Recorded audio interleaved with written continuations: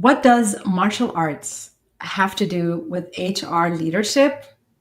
Everything. Today's guest went from being a professional musician and lifelong martial artist to leading people operations at scale. And he created a simple 3-step formula for resilience that any leader can use. If you've ever felt the weight of change and complexity, this episode will give you a system to fight back.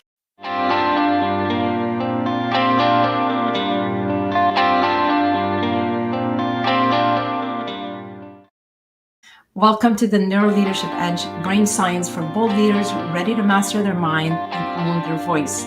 I'm your host, Claire Hayek, NeuroLeadership expert, ex-engineer, lifelong musician, and the founder of Mind, Soul, Purpose Team Building.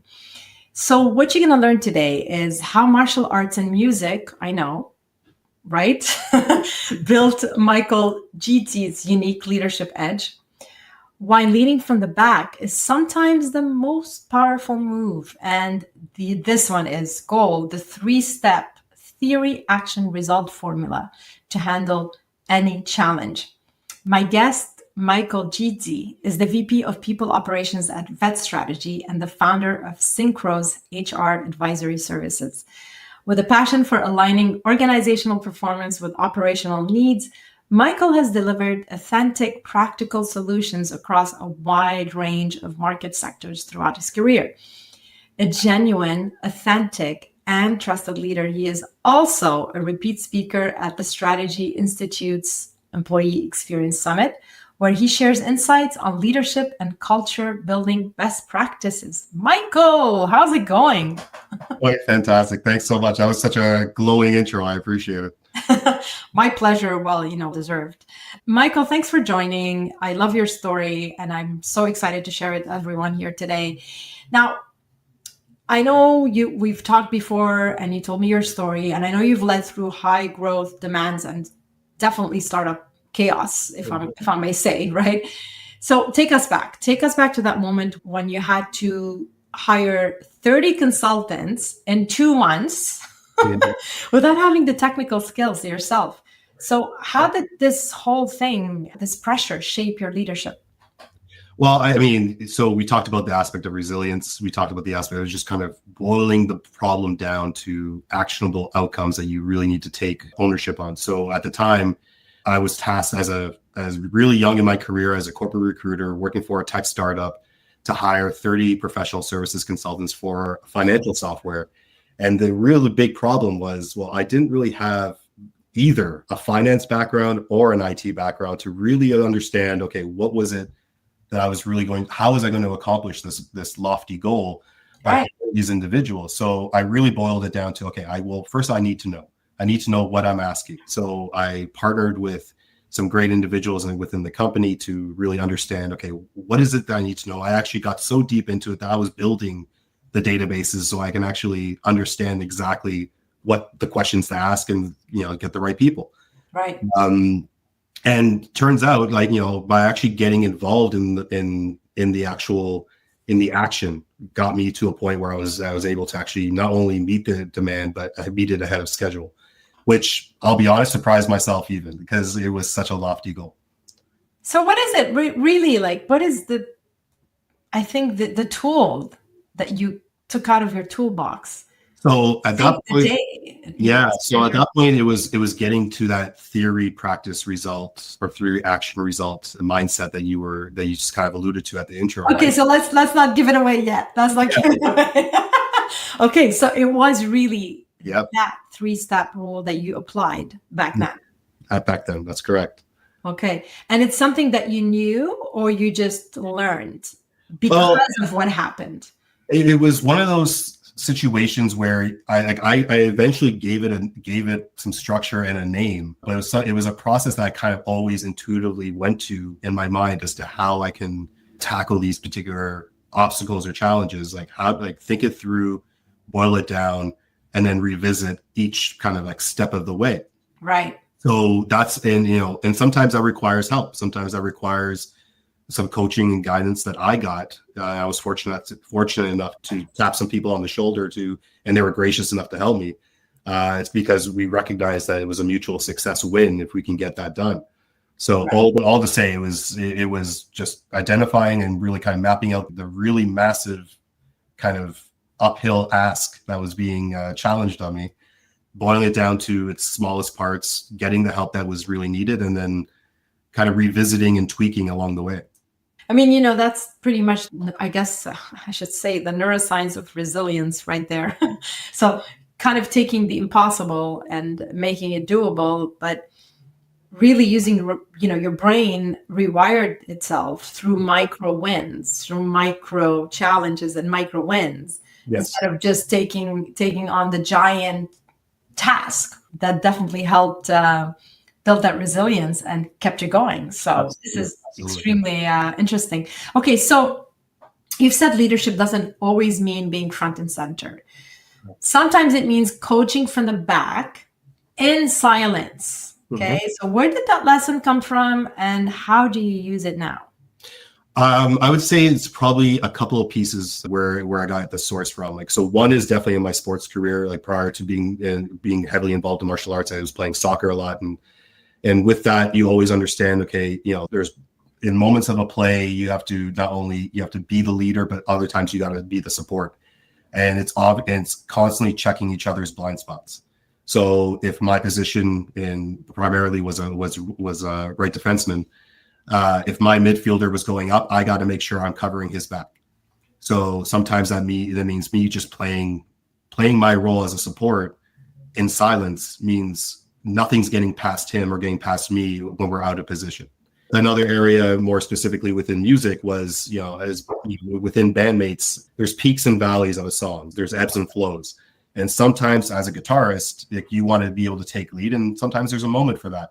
Other times you gotta play it back a little bit to allow the real kind of crescendo to really manifest and get to that point where you can actually really make an impact. And sometimes that means playing nothing at all, or sometimes really playing softly.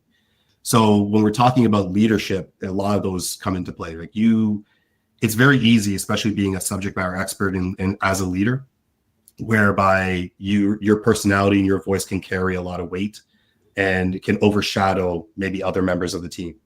So sometimes it's purposefully taking a step back and allowing your people to lead and take that ownership. Gives them those life lessons, gives them those tempered aspects that they need when it comes to the real kind of developing of skill, especially in leadership if they haven't led yet. So all to say is, those are used almost on a daily basis, I would say. Yeah. And it's all about the dynamics. I mean, if you just think about music, it doesn't go one way. You need to have these nuances. You need to be able to maybe, if we look at it more on the leadership end of things, just be the active listener.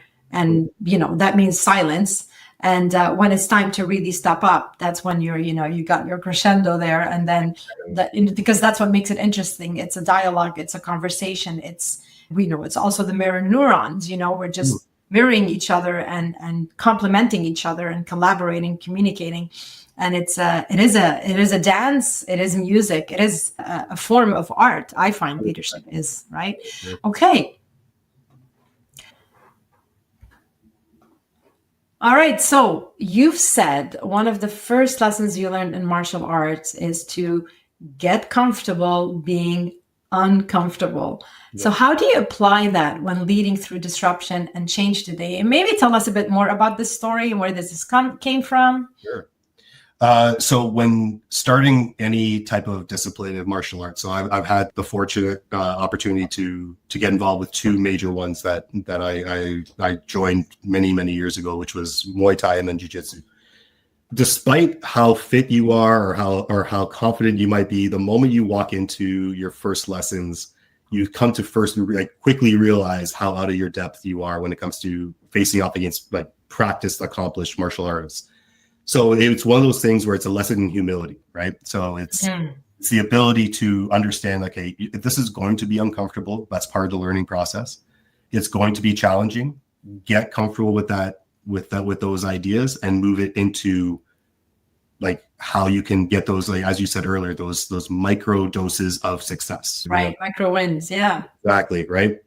So, there's a saying in martial arts, especially more in jiu-jitsu, which is like you train like a black belt or with the discipline of a black belt, but with the humility of a white belt. Wherever you are in your journey, you're always keeping those two aspects balanced. Okay, so let's repeat that slowly because I want people to write this down. Yes. So you can lead with the discipline of a black belt. Say that again. Sorry. So you train with the discipline of a black belt. Train with the discipline of a black belt.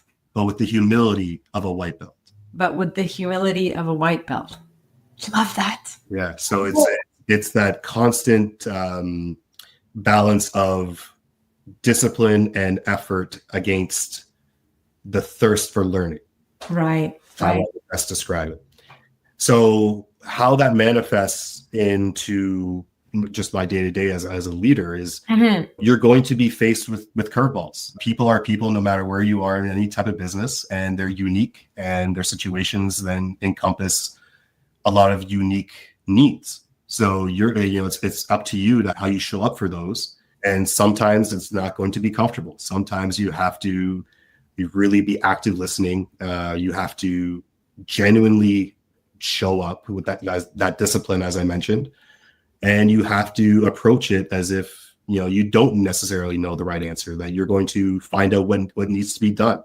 You're going to find, and sometimes it's not going to be resolved right then and there. You have to, kind of take it back and think about it and really strategize and analyze it before you come back with a solution that might be an optimal support for the individual or a win-win. Like it really all depends. Right. And then, I know I teased this at the beginning, that your 3-step reaction result loop. So I really want to dive into this. I'm really curious, and I want our listeners also to learn more about it. This rule basically you came up with. And I'm just curious though, did that come from martial arts, from music, from all the above? Or was this kind of came on its own when you were faced with that big challenge we talked about in the beginning of the show? So it definitely had influence in both my time in music and in martial arts. And more specifically, it derived from martial arts when you're learning a new technique. The one thing that they always teach you is, okay, focus on technique first, then speed, then power. Because if you're trying to throw everything, with speed and power and without the proper technique, it's just not going to work. And you kind of build on each level. Right. And what I did was I kind of took that and kind of manifested it into something a little bit more that spoke to me, which is like, okay, I got to theoretically kind of understand what's in front of me, what the problem is. I'm going to take action. And then for that, I'm going to assess its result. Sometimes that means I have to go right back to theory. Sometimes I have to I have to stay in the practice action section. But all the while, it's kind of running through that 3-step cadence. It's like constantly in a loop almost. And what I came to realize is that when I was doing that, it was applicable almost to everything I did. Like, when I was in music and I was writing and I was practicing with my bandmates, we would understand, okay, this is where we want to go with this particular track. And we're actioning it, we're playing through it. And we're like, it's not really working. Maybe we need to go back to theory. And we kind of went through that same loop. And you'll come to learn that probably people who are listening to this probably do this already in some way, shape, or form. Yeah. But giving it structure just helped me understand it better and really kind of apply it in pretty much almost everything I do, both my professional life and my personal life. Yeah, this is really interesting because I think you said it, that we probably do that in a way without realizing, just instinctively. But I feel that when you know and you're conscious of it and you apply it on purpose, knowing that this is a tool I have in my toolbox and it's called the 3-step theory action result loop, then it gives you the framework to when you're in a position of panic, fight or flight, you're in your amygdala and it's like panic, there's so much to do, or I'm not sure what I'm doing here. Then instead of relying on your instinct, because at this point you're not thinking probably straight, you're in panic mode, you're not in your prefrontal cortex, having a tool like that just totally grounds you and says, okay, let's apply the 3-step process. So what that does, it puts you in problem solving mode. and it puts you straight into your prefrontal cortex, out of your emotions and amygdala and the panic. And so you can think straight. Now your brain is not foggy, and you're not just completely in a blind spot. And I believe that's really related to resilience. It's an aspect of resilience as far as I'm concerned, right? Yeah, no, 100%. So, I mean, like, for instance, like in martial arts, when you're competing, you're going through your preparation, and you get out there. At the end of the day, like, despite your coaches, it's you out there. So in their way, they're leading from the back, because I mean, they prepared you, and now it's up to you to deliver. But in those moments of, like, say, adversity, and you're trying to kind of make sense of what's happening in front of you, because it's all happening in real time and in split-second increments. When you start to kind of adapt this and get really good at the muscle memory of understanding, okay, this is my theory, practice, result, cadence, sometimes things happen. Like, I can't count the amount of times where it starts to happen in slow motion for me. I can see it. I can see it almost as it's happening, before it happens, and I can prepare for it. And it's helped me. Just giving it structure has really helped me a lot. I love that. And so you've basically wired it deeply into your brain. You have like a 3-step neural pathway right now that you don't even have to think about it. It's automatic in a way. Just your brain goes there when you're in that situation. Absolutely. So, I mean, we talk about, the importance of it, whether it's in sport, whether it's in music, the importance of drilling, right? The importance of practice, the importance of doing repetition, right? And the reason for that is, like, it makes your actions and your reactions habitual, like almost instinctual. Yeah.